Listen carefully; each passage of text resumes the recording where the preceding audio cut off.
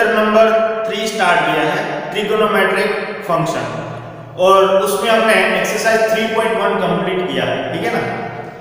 आज हम एक्सरसाइज 3.2 में जाने से पहले कुछ बेसिक्स की बात कर लेते हैं कि वो बेसिक बहुत ही इंपॉर्टेंट है एक्सरसाइज 3.2 के लिए और ट्रिगोनोमेट्रिक के लिए, ठीक है ना। तो चलो, उसमें जो पहला पॉइंट है वो है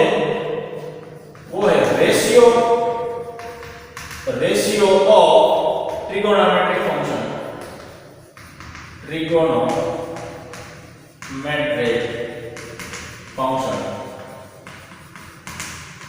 रेशियो ऑफ ट्रिगोनोमेट्रिक फंक्शन। ये शायद आपने 10th में शायद पढ़ लिया है, फिर थोड़ा यहाँ देखो रिवाइज करवा देता हूँ और अच्छे से समझाता कि क्या है, शायद वहां आपको पता नहीं होगा तो भी चल जाएगा। देखो यहाँ तो हमें पता है कि हमारा जो फंक्शन है ना ट्रिगोनोमेट्रिक, वो टोटल 6 है। देखो और मेरे पास function of trigonometric sin theta है, cos थीटा है, tan थीटा है, cot थीटा है, cosec थीटा है एंड sec थीटा है।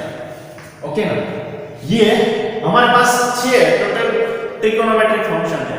अब ये ट्रायंगल के साथ कैसा रिलेशन बनाता है, देखो मैं इसको अगर मैं कोई भी ट्रायंगल ले लूं, ये राइट एंगल है ना, ये ट्रायंगल में ले लेता हूं, ओके, और ये जो मेरा है ना राइट एंगल है, और ये कोई भी छोटा एंगल है, सपोज इसको मैं बोलूं ABC,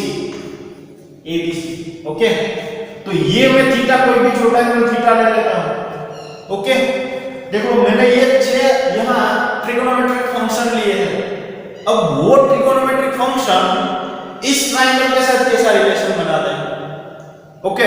तो पहले तो मैं एक बात चीज बता देता हूं, देखो पहले एक चीज बता देता हूं, बहुत ही इंपॉर्टेंट है कि भाई हमें एक चीज पता है कि ये साइन और कोस ये दोनों प्योर फंक्शन है। कैसा है? प्योर फंक्शन है। प्योर का मतलब क्या आता है? ये इंडिपेंडेंट है, ओके, ये दोनों इंडिपेंडेंट है, और ये जो 4 हमारे पास फंक्शन बचे ना, ये चारों के 4 फंक्शन इसके साथ कुछ ना कुछ रिलेशन बना रहा है। ये दो इंडिपेंडेंट फंक्शन है, और ये 4 बचे, ये चारों 4 फंक्शन इस साइन और कोस के साथ कुछ ना कुछ रिलेशन बना रहा है। देख लो कैसे बना रहा है। तो tan theta is equal to, हमें पता है क्या लिखते हैं भाई हम, sin थीटा अपॉन में cos थीटा, ऐसा कुछ लिखते हैं, ओके। और cot थीटा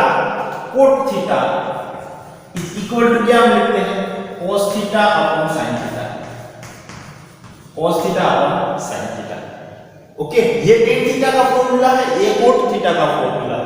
तो अब इसको ध्यान से देखो, अब ध्यान से देखोगे तो कुछ ना कुछ यहाँ भी रिलेशन मिल रहा है। देखो कि अगर मैं इसको 1 के अपॉन में ला दूं, तो ये देखो ये cos थीटा ऊपर चला जाएगा, तो ये तो cos theta upon sin theta आ जाता है, देखो, है ना। इसका मतलब tan theta is equal to क्या लिख सकते हैं हमने, 1 अपॉन cot थीटा। देख लो क्या है, देखो 1 अपॉन cot थीटा का मतलब क्या है, cos theta upon sin theta, है ना।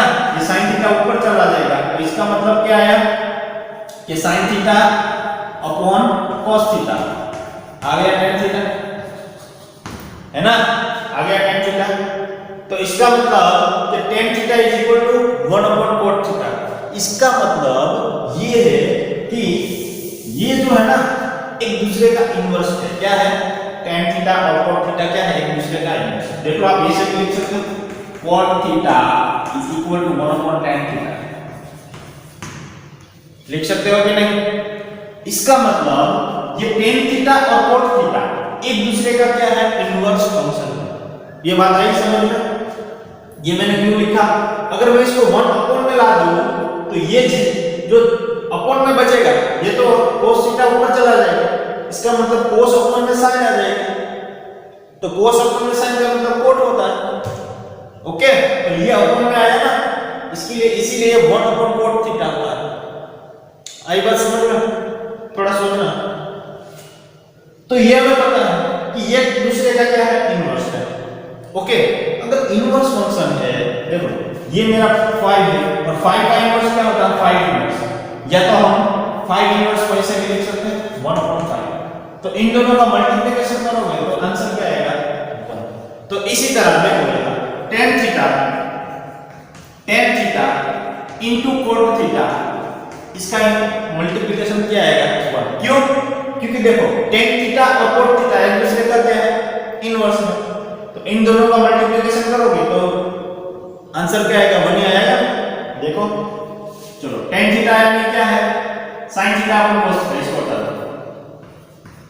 sin थीटा अपन में क्या है, cos theta multiply cot theta यानी क्या है, cos theta upon sin theta. चलो ये cos थीटा कैंसिल, ये sin थीटा कैंसिल, क्या आया आंसर, 1। आई बात समझ में? यानी कि ये एक दूसरे का इनवर्स फंक्शन है, तो हमें पता है कि अगर ये इनवर्स होता है तो उसका मल्टीप्लिकेशन ऑलवेज 1 आएगा। क्या आएगा, 1। तो इसका मल्टीप्लिकेशन क्या आएगा, 1। आई बात समझ में? चलो ये sin की बात हो गई, cos की बात हो गई, tan का रिलेशन हमने लिखा और ये उससे एक हमने फॉर्मूला डिराइव किया। अब cosec और sec की बात करते हैं। देखो चलो अब हमें पता है कि cosec theta is equal to 1/sin theta होता है ना, ये आपने 10th में पढ़ा है। तो cosec theta is equal to 1/sin theta होता है, और आप ऐसे भी लिख सकते हो कि नहीं, sin theta is equal to 1/cosec theta, cosec theta, हाँ क्या ना? ओके, इसका मतलब ये हुआ कि ये दोनों एक दूसरे का क्या है, इनवर्स फंक्शन है कि नहीं? ये दोनों एक दूसरे का क्या है, इनवर्स फंक्शन। यानी कि cos थीटा अगर मैं बोलूं तो cos थीटा का इनवर्स क्या होगा, sin थीटा। अगर मैं आपको बोलूं कि tan थीटा का इनवर्स क्या होगा, तो cot थीटा। क्यों भाई? क्योंकि ये दोनों एक दूसरे का इनवर्स है और इनवर्स का मल्टीप्लिकेशन 1 आ रहा है। ओके, तो tan थीटा मैं बोलता हूं और आपको क्वेश्चन में पूछूं कि इसका इनवर्स फंक्शन बताओ, तो आप क्या बोलोगे कि भाई ये तो cot थीटा। अगर मैं आपको बोलूं कि cosec थीटा है, फंक्शन है, और उस फंक्शन का इनवर्स फंक्शन हमें बताओ, तो आप क्या बताओगे भाई कि cosec का तो वैसा ही इनवर्स है। ओके, और हमें पता है कि अगर मेरा फंक्शन है और ये इनवर्स फंक्शन है तो इन दोनों का मल्टीप्लिकेशन ऑलवेज 1 होगा। यानी कि ये cosec theta into sin theta is equal to, आप देखो इसे भी देख सकते हो, इसको मैं लिखता हूं, ये sin थीटा को यहां मल्टीप्लाई कर दो तो इसका मतलब हो जाएगा cosec theta into sin theta is equal to, देख लो यहां मल्टीप्लिकेशन किया है ना, cosec theta into sin theta को यहां मल्टीप्लिकेशन, यहां डिवाइड में है, इस साइड आएगा तो मल्टीप्लिकेशन में चला जाएगा, तो यहां बचेगा ओनली 1। कुछ समझ में आता है भाई, है ना? तो ये हो गया दूसरा फॉर्मूला। ओके, ये हो गया फर्स्ट फॉर्मूला। इसकी कुछ हमें आवश्यकता नहीं है आगे जाने के लिए, पर मैं आपको अंडरस्टैंडिंग समझने के लिए समझा देता हूं, ठीक है? अब कौन बचा भाई, sec थीटा बचा। चलो ये sec थीटा को कुछ रिलेशन बना देते हैं। तो ये sec theta is equal to, हमें पता है 1/cos थीटा होता है। देयर इंप्लाइज, इसको बोलेंगे देयर इंप्लाइज का मतलब क्या होता है, इसके जैसा ही कुछ। इक्वल टू का मतलब होता है ये और ये दोनों इक्वल है, और देयर इंप्लाइज का मतलब क्या होता है, इसके जैसा ही कुछ हम यहां बनाना है। इसका मतलब cos theta is equal to 1/sec theta, है ना?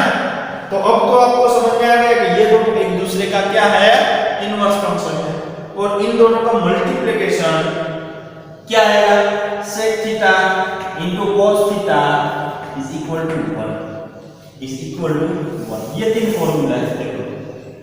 ओके, तो अब हम यहां से बता सकते हैं कि भाई tan थीटा का इनवर्स बोले तो cot थीटा का इनवर्स बोले तो tan थीटा, cosec थीटा का इनवर्स बोले तो sin थीटा, और sin थीटा का इनवर्स बोले तो cosec थीटा, और sec थीटा का इनवर्स बोले तो cos थीटा, और cos थीटा का इनवर्स बोले तो सेक थीटा। ये आपको बात समझ में मगज दिमाग में होनी चाहिए, ठीक है। चलो अब हमें जो करना है वो ratio of trigonometric function find करना है ना।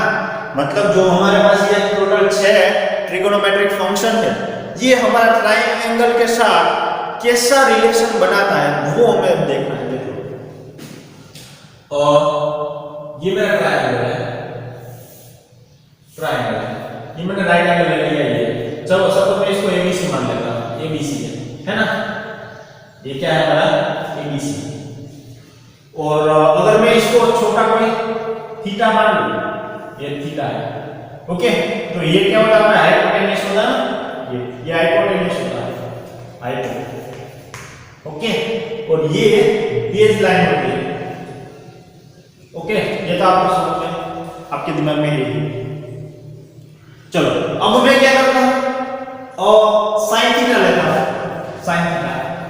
तो हमें पता है कि भाई sin थीटा का जो फॉर्मूला है वो कौन सा है, तो हमें थीटा पहले तो देखना है, थीटा कहां है, यहां है ना।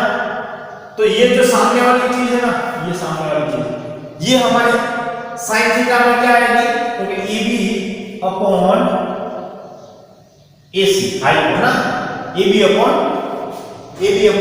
AC आएगा, ओके। ये आपको शायद पता ही होगा। और cos थीटा में क्या होगा, देखो cos थीटा में क्या होगा, BC अपॉन हाइट यानी कि AC, ओके। इसके बारे में तो मैं डिटेल में जाता नहीं, क्योंकि ये तो बहुत ही सिंपल है और आपने ऑलरेडी 10th में पढ़ा है, इसलिए मैं थोड़ा ही बता देता हूं। चलो अब मुझे बताना है tan थीटा। तो हमें पता है भाई कि tan थीटा यानी क्या होता है भाई, कि हमने यहां देखा कि tan थीटा यानी कि sin थीटा अपॉन में cos थीटा। तो चलो लिख दो यहां कि sin थीटा अपॉन में cos थीटा।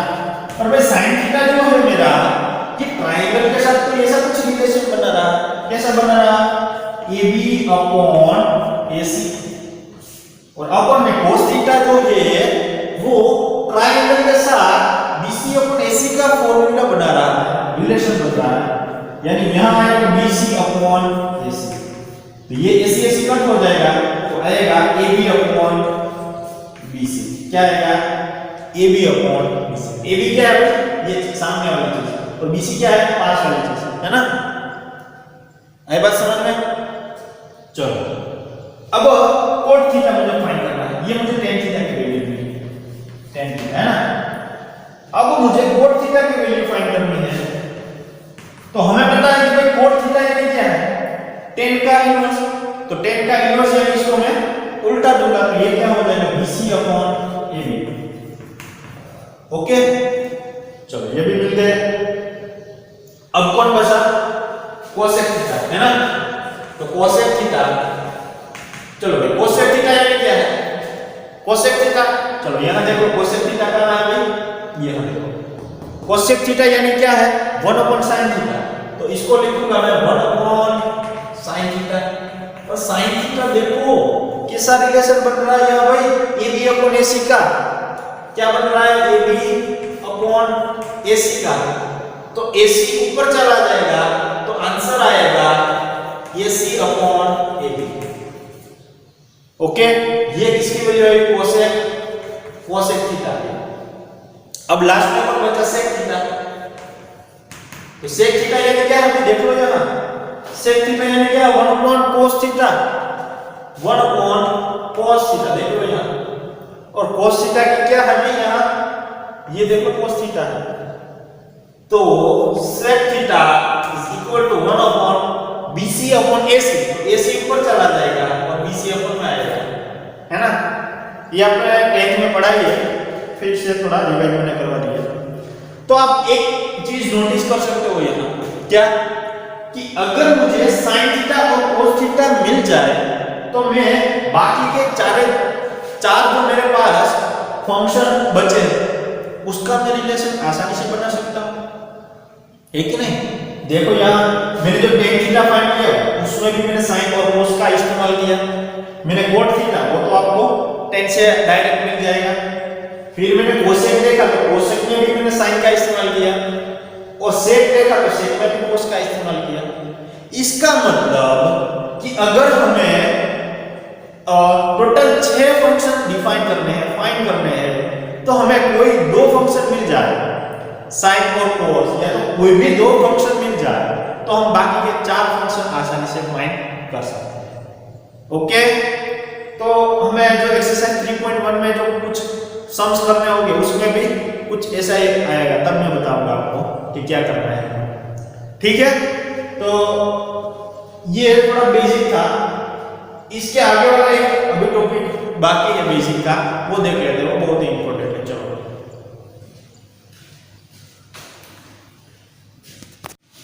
चलो अब हम जो टॉपिक के बारे में डिस्कशन करने जा रहे हैं उसका नाम है यूनिट सर्कल।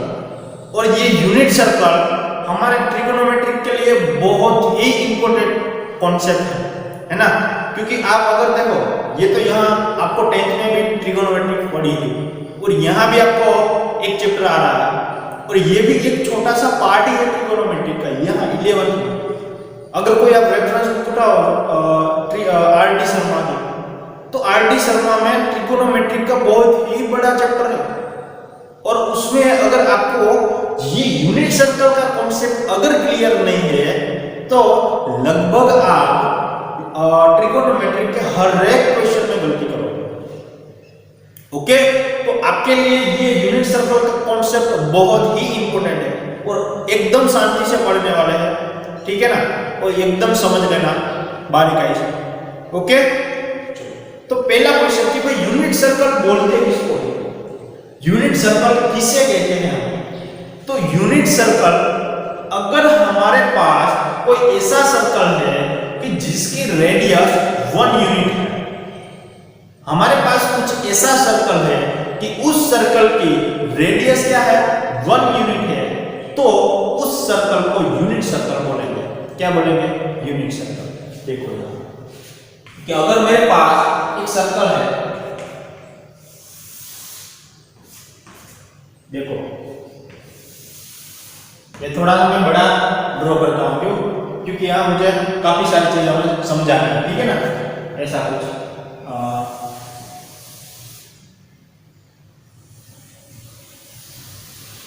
दिख रहा है सर्कल? हाँ, थोड़ा बहुत है ना। तो ओके, अब मैंने बोला भाई कि ये यूनिट सर्कल है। यूनिट सर्कल का मतलब होगा कि ये मेरा ओरिजिन पॉइंट है 0 0, है ना, ओरिजिन पॉइंट 0 0, यहां से मैं स्टार्ट करूं और ये पॉइंट तक जाऊं, तो ये जो रेडियस है ना, रेडियस वो 1 यूनिट होनी चाहिए। क्या होनी चाहिए? 1 यूनिट। यूनिट आपका कोई भी हो सकता है, चाहे सेंटीमीटर हो सकता है, मीटर हो सकता है, कोई भी हो सकता है, पर अगर यहां से मैं स्टार्ट करता हूं मिड पॉइंट से, मतलब ओरिजिन से, और कोई सर्कल का पॉइंट लेता हूं, तो उस पॉइंट की लेंथ अगर 1 यूनिट है, अगर 1 यूनिट है, तो ऐसा सर्कल को हम क्या बोलेंगे? Unit circle. ओके, देखो इसकी भी लेंथ 1 यूनिट ही होनी चाहिए, ठीक है ना, नहीं है पर होनी चाहिए, ऐसा ही हम सर्कल की बात करते हैं। चलो ओके, अब ये हमारी हो गई एक्स एक्सिस, ये हमारी हो गई वाई एक्सिस, और ये नेगेटिव एक्स एक्सिस है, इसको हम एक्स डैश से डिनोट करते हैं, और ये नेगेटिव वाई एक्सिस है, उसको हम वाई डैश से डिनोट करते हैं। ओके, चलो अब ये भाई आपने क्या ड्रॉ किया, क्या करना है अब वो बताओ। ओके, हमें क्या करना है, इसका कॉन्सेप्ट क्या है, वो हमें एकदम ध्यान शांति से पढ़ना है। देखो स्टेप बाय स्टेप में चलता हूं, आप जब आपके पेन और पेपर लेके जब ड्रॉ करो, जब समझो, तो मैं जैसे करता हूं ऐसे स्टेप बाय स्टेप लिखते जाना, ठीक है ना, क्योंकि ये बहुत ही बड़ा है। चलो, तो ये जो मेरा है ना फर्स्ट क्वाड्रेंट है, ये मेरा क्या है? First quadrant. ओके, ये जो मेरा है ना वो सेकंड क्वाड्रेंट है, ये थर्ड क्वाड्रेंट है, और ये फोर्थ क्वाड्रेंट है। ओके, चलो तो हमने इस यूनिट सर्कल को क्वाड्रेंट के हिसाब से डिवाइड कर दिया। देखो यहां से यहां तक मेरा फर्स्ट क्वाड्रेंट है, और यहां से यहां तक मेरा सेकंड क्वाड्रेंट है, फिर यहां से यहां तक मेरा थर्ड क्वाड्रेंट है, और यहां से यहां तक फोर्थ क्वाड्रेंट है। ओके, यानी कि हमारा यूनिट सर्कल फोर्थ क्वाड्रेंट में डिवाइड है। ओके, चलो तो भाई जो मेरा फर्स्ट क्वाड्रेंट है यहां से लेके यहां तक जाओगे तो जो एंगल बनाएगा एंटी क्लॉकवाइज हम चलने वाले हैं, है ना। तो पॉजिटिव एंगल आएगा। आपको बताया ना मैंने एंगल के बारे में डिस्कस जब किया था तब हमने बताया था कि अगर एंटी क्लॉकवाइज चलोगे तो पॉजिटिव एंगल मिलेगा और क्लॉकवाइज चलोगे डायरेक्शन में तो नेगेटिव एंगल होगा। तो यहां से मैं यहां तक जाता हूं तो ये 0 डिग्री से स्टार्ट होगा, मतलब 0 रेडियन से स्टार्ट होगा और यहां पहुंचेगा तो π/2 एंगल बनेगा। कितना? π/2। ये जो है ना ये π/2 एंगल है, मतलब 90 डिग्री। इसको हम 90 डिग्री बोलेंगे। ओके, चलो अब ये देखो फर्स्ट मेरा क्वाड्रेंट है वो 0 से 90 का हो गया, मतलब एक क्वाड्रेंट 90 डिग्री का हो गया। देखो 0 से 90 का। तो अब क्या होगा भाई? तो ये क्वाड्रेंट है यहां से यहां तक आएगा तो क्या उसमें करना पड़ेगा कि ये 90 का है तो ये भी 90 का है, मतलब 90 + 90 कितना हो गया? 180। कितना हो गया? 180। और 180 को हम रेडियन माप में पाई से डिनोट करते हैं। आई बात समझ में? मतलब अब हमें पता है कि जो मेरा यूनिट सर्कल में फोर्थ क्वाड्रेंट होता है उसमें से एक जो क्वाड्रेंट होता है वो 90 डिग्री का होता है। अब ये भी 90 डिग्री का, तो 90 + 90 कितना हो गया? 180। ओके, अब ये देखो ये भी 90 का है तो 90 + 90 + 90 कितना हो गया? 270। और 270 को रेडियन माप में कैसे लिखते हैं? 3π/2। कैसे लिखते हैं? 3π/2। पाई का मतलब क्या होता है? 180। 180 × 3 कितना होगा? 18 3 जा 54। 54/2 मतलब 270। ओके, फिर 270 में 90 ऐड करोगे तो यहां क्या आ जाएगा? 360। 360। इसका मतलब हमारा जो यूनिट सर्कल है ना वो एक राउंड मार के यहां आएगा, यहां से स्टार्ट होकर यहां पहुंचेगा तो कितना एंगल बनेगा? 360। आई बात समझ में? ओके, अब हमें यह यूनिट सर्कल में हमारा जो फंक्शन है ट्रिगोनोमेट्रिक फंक्शन है वो कैसा रिएक्शन देता है वो हमें मालूम करना है कि भाई अगर मेरा ट्रिगोनोमेट्रिक फंक्शन अगर मेरा फर्स्ट क्वाड्रेंट में है तो वो मुझे कैसा रिएक्शन देगा। देखो कि ये एक नियम है, एक रूल्स है, और S T N C. Okay, अगर मेरा ये क्या है भाई? ऑल एस टी सी का मतलब क्या होता है कि अगर मेरा फंक्शन कितने हैं? 6 फंक्शन, कि भाई 6 के 6 फंक्शन अगर मेरा फर्स्ट क्वाड्रेंट में है तो वो सब पॉजिटिव होंगे। क्या होंगे? सब पॉजिटिव होंगे। अगर मेरा फंक्शन सेकंड क्वाड्रेंट में है तो सेकंड क्वाड्रेंट में ये इसका मतलब होता है sin थीटा। ओके, और sin थीटा का इन्वर्स क्या होता है? cosec theta. ये cosec थीटा, ये दोनों पॉजिटिव है, बाकी सारे नेगेटिव है। ओके, सेकंड क्वाड्रेंट में अगर sin थीटा और cosec थीटा है तो वो पॉजिटिव हो गए, बाकी सारे नेगेटिव हो गए। देखो, और t का मतलब क्या होता है? tan theta. और tan का इन्वर्स क्या होता है?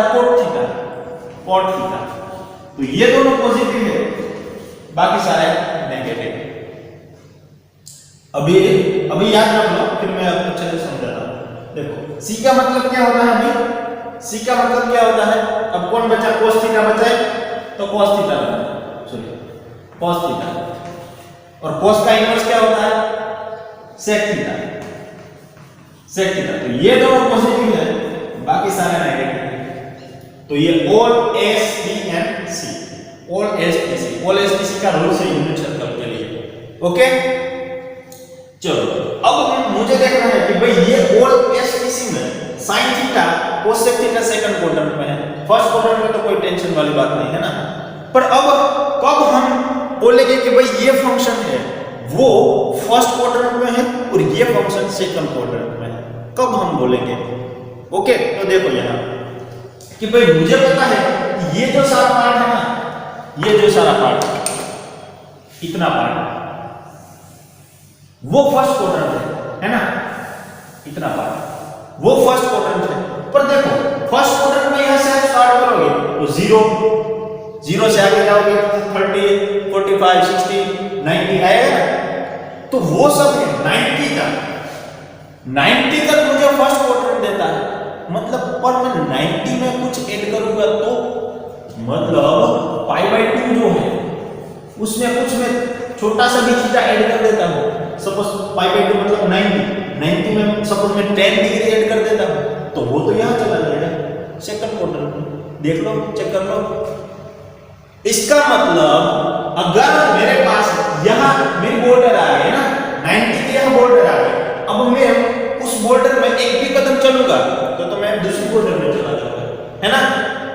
अगर मैं बॉर्डर पे खड़ा हूं और बॉर्डर में एक भी कदम चलूंगा तो दूसरे कोई भी एरिया में चला जाऊंगा, है ना। तो यहाँ मेरी बॉर्डर आ गई और बॉर्डर में मैंने 10 डिग्री चला तो वो तो सेकंड क्वाड्रेंट में चला गया। पर अगर मेरी बॉर्डर क्या है π/2, ओके, उस बॉर्डर में सपोज मैं बॉर्डर पे खड़ा हूं और बॉर्डर में से एक कदम में पीछे रहता हूं तो मैं मेरे ही एरिया में रहूंगा ना, है ना।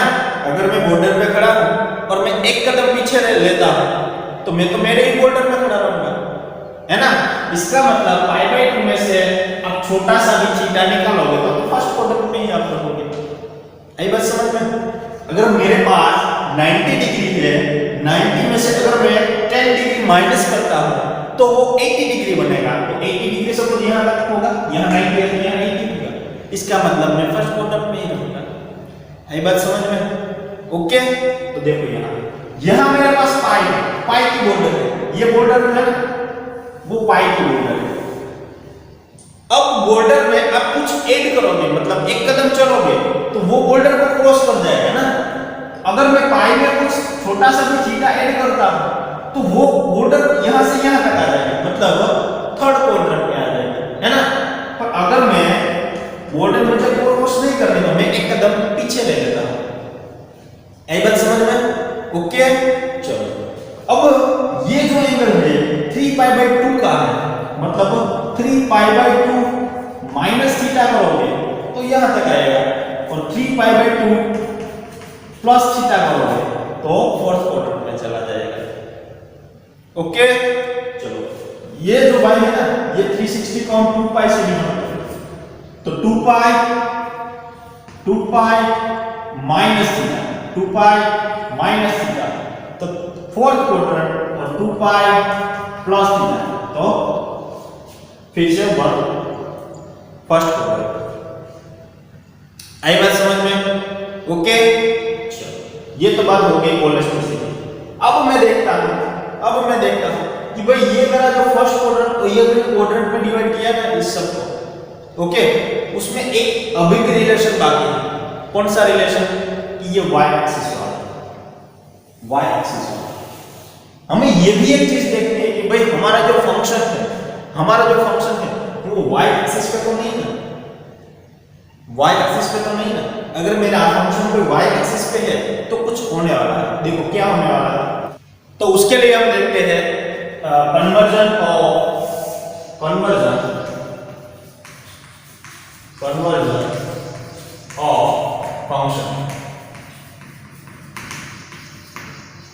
Of function at y axis. Okay, y axis पे अगर मेरा कोई भी थीटा है, मतलब कोई भी फंक्शन है तो वो कन्वर्ट हो जाएगा। देखो अगर मेरा साइन फंक्शन होगा साइन थीटा तो वो कन्वर्ट होगा cos थीटा में। ओके, साइन थीटा होगा तो वो कन्वर्ट हो जाएगा cos थीटा में, और cos थीटा होगा तो वो साइन थीटा में कन्वर्ट हो जाएगा। मतलब रिवर्सिबल प्रोसेस है। कैसी है? केमिस्ट्री में आपको आएगी प्रोसेस कैसी होती है, रिवर्सिबल। मतलब ये भी इसमें से ये भी मिलता है और इसमें से ये भी मिलता है। Okay, clear. अगर मेरा tan फंक्शन होगा, tan फंक्शन, तो उसका मुझे cot थीटा में कन्वर्जेशन मिलेगा, और अगर cot थीटा होगा तो वो tan बन जाएगा, है ना। अभी मैं डिस्क्रिप्शन, अभी मैं एकदम डिटेल में आपको समझाता हूं, ठीक है। ये याद रखो। अगर मेरा sec थीटा है तो वो हो जाएगा cosec थीटा, और cosec थीटा है तो वो क्या हो जाएगा sec थीटा। तो भाई मैंने बताया कि अगर मेरा फंक्शन कोई y एक्सिस पे है तो y एक्सिस पे फंक्शन है, कब मुझे पता चलेगा? पता तो चलना पड़ेगा ना कि मेरा फंक्शन y एक्सिस पे है। तो देखो y एक्सिस पे आप देखोगे तो यहाँ π/2 वाला थीटा है, देखो इसका मतलब इसके आसपास दो प्रकार के थीटा मिल सकते हैं, या तो π/2 प्लस थीटा या तो π/2 माइनस थीटा मिल सकते हैं y एक्सिस पे। अब यहाँ देखो या तो आपको 3π/2 माइनस थीटा मिल सकता है या तो आपको 3π/2 प्लस थीटा y एक्सिस पे मिल सकता है ना। यानी कि y एक्सिस पे आपको ऐसा कुछ थीटा मिलेगा π/2, ओके 3π/2, फिर से राउंड घूम क्या हो, फिर से राउंड घूम क्या हो तो ये हो जाएगा 5/2, 7π/2, ऐसा कुछ आता है। इसका मतलब ये y एक्सिस के कहीं आसपास है, ये कुछ थीटा आ रहा है तो इसका मतलब होगा कि ये y एक्सिस के आसपास कहीं है ना। देखो यहाँ से आप एक राउंड घूम के आते हैं तो क्या आता है 360, दूसरा राउंड घूम के आओगे तो कितना होगा 720 मतलब 4π, तीसरा राउंड घूम के आओगे तो कितना होगा 4π ऐड करो 6π, है ना। ऐसे हम काउंट कर सकते हैं। यहां तक देखोगे तो ये क्या होगा, देखो एक राउंड घूम के आएगा तो पाई, ओके दूसरा यहां पर यहां आएगा फिर से तो ये क्या हो जाएगा 3π, ओके फिर से आओगे तो ये क्या हो जाएगा 5π, ओके तो ऐसा कुछ मिलता रहेगा। यहां आप जाओगे तो यहां π/2, यहां 3π/2, फिर से यहां आओगे तो 5π/2, यहां 7π/2, ओके ऐसा चक्कर चलता रहेगा। क्लियर? चलो अब समझाता हूं। देखो कि मेरे पास सपोज साइन 120 डिग्री, कितना है 120 डिग्री।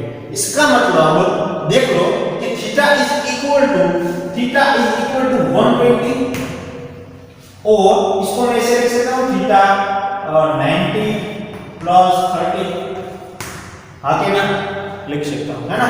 तो इस साइन को साइन 90 प्लस 30 लिख सकता हूं मैं, तो क्या हाँ मैं लिख सकता हूं।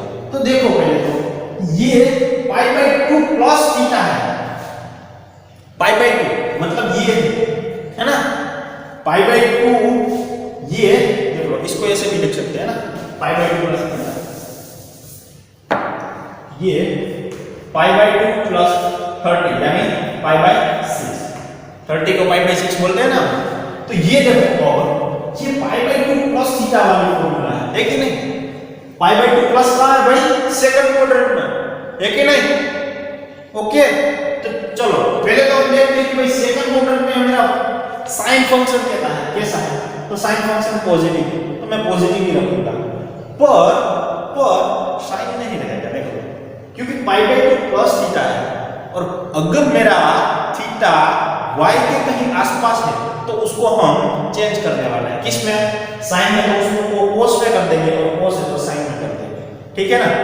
तो साइन π/2 प्लस यानी सेकंड क्वाड्रेंट, और सेकंड क्वाड्रेंट में साइन पॉजिटिव होता है और साइन का क्या हो जाएगा cos π/6, cos π/6 यानी क्या होगा भाई, क्या होगा √3/2। तो एक बात सीखिए इसमें आपने, देखो साइन 120 का मुझे आंसर पता नहीं था, फिर भी मैं ले आया √3/2, ये साइन 120 की वैल्यू है, कुछ आता है समझ में, ये साइन 120 की ही वैल्यू है, ओके। अगर आपको ऐसा कुछ क्वेश्चन में गिवन है सपोज 10 270 और 270 को 3π/2 से लिखते हैं ना, 10 3π/2। चलो अब हमें इसका आंसर फाइंड करना है तो क्या होगा, देखो तो हमें अब क्या करना पड़ेगा, कि भाई हम तो 90 तक ही जानते हैं, फिर आगे कुछ हमें मालूम नहीं है, तो ये तो भाई 270 आ गए, तो 270 तो कंफ्यूजन हो गया ना। तो एक काम करो ना, हम जो जानते हैं उसमें इसको कन्वर्ट कर देते हैं। देखो कैसे, कि 10 इसको मैं लिख सकता हूं पाई प्लस पाई बाय 2। देखो 3 पाई बाय 2 को मैं कैसे लिख सकता हूं पाई प्लस पाई बाय 2 को यहां मल्टीप्लाई करो तो ये 2 पाई होगा, 2 पाई प्लस पाई यानी 3 पाई बाय 2 हो गया। ये बात समझ में? चलो अब हमें देखना है कि ये भाई कौन से क्वाड्रेंट से बिलोंग करता है। तो देखो ये पाई प्लस थीटा है, क्या है पाई प्लस, तो पाई प्लस कहां पे आता है, पाई प्लस तो भाई थर्ड क्वाड्रेंट में आता है और थर्ड क्वाड्रेंट में tan कैसा है पॉजिटिव है।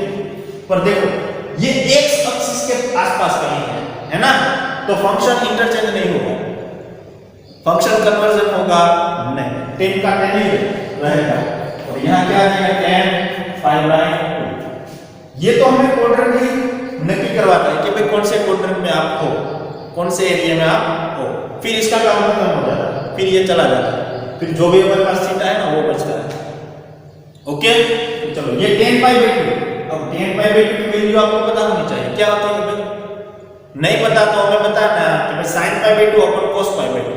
अब sin पाई बाय 2 यानी 1, cos पाई बाय 2 यानी 0, तो यह हो जाएगा इनफाइनाइट। क्या हो जाएगा इनफाइनाइट। आई बात समझ में? ओके चलो एक चीज अभी मैं बताता हूं कि देखो ये जो है ना यह देखो x एक्सिस है y एक्सिस नहीं है, तो इसका जो कोऑर्डिनेट होगा ना वो x एक्सिस का 1 होगा और y एक्सिस का 0 होगा। क्यों? क्योंकि देखो ये यूनिट सर्कल है और यूनिट सर्कल की जो लेंथ है ना यहां तक की x एक्सिस की वो मैंने 1 ली है, इसका मतलब ये जो यहां से यहां तक का पॉइंट है वो x एक्सिस मुझे 1 देगा। क्या देगा 1, और क्योंकि यहां y एक्सिस नहीं है इसीलिए मैं 0 लिखूंगा।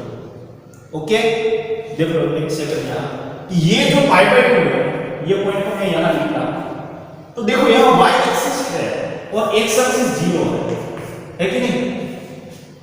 यहां देखो यहां x एक्सिस है पर x एक्सिस कैसी है नेगेटिव, देखो नेगेटिव x एक्सिस है, ये x प्लस है तो ये -1 होगा और y एक्सिस 0 और ये क्या होगा भाई 0 -1।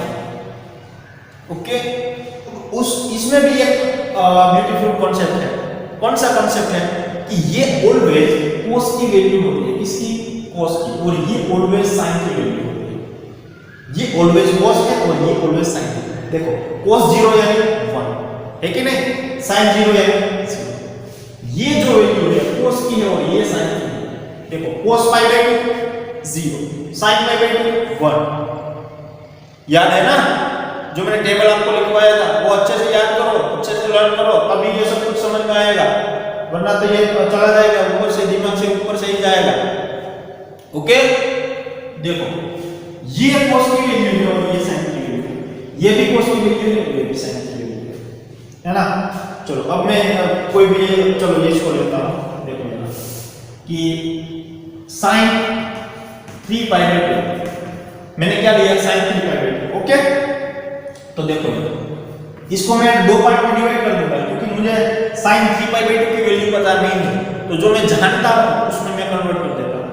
तो देखो इसको कैसे कन्वर्ट करना है कि जो भी यहां पाई के फॉर्म में है ना इसको ऐसे ही लिख दो और जो भी यहां प्लस माइनस करना पड़े वो करो। तो यहां देखो पाई बाय 2 है ना, तो पर मुझे 3 पाई बाय 2 चाहिए तो मैं ऐसे कर देता हूं 2 पाई प्लस पाई यानी 3 पाई बाय 2। अब देखो ये कौन से क्वाड्रेंट में है अभी, सेकंड क्वाड्रेंट में है ना, pi plus sorry third quadrant में, और थर्ड क्वाड्रेंट में मेरा साइन कैसा होता है नेगेटिव, तो यहां लिख दो पहले तो नेगेटिव। फिर क्या हमें चेक करना है कि ये y एक्सिस को पैरेलल है कि x एक्सिस को पैरेलल है। तो देखो पाई प्लस पाई इसका मतलब ये तो x एक्सिस के आसपास कहीं होगा है ना, तो यहां कन्वर्जेशन कुछ भी होगा नहीं, तो साइन का साइन ही रहेगा।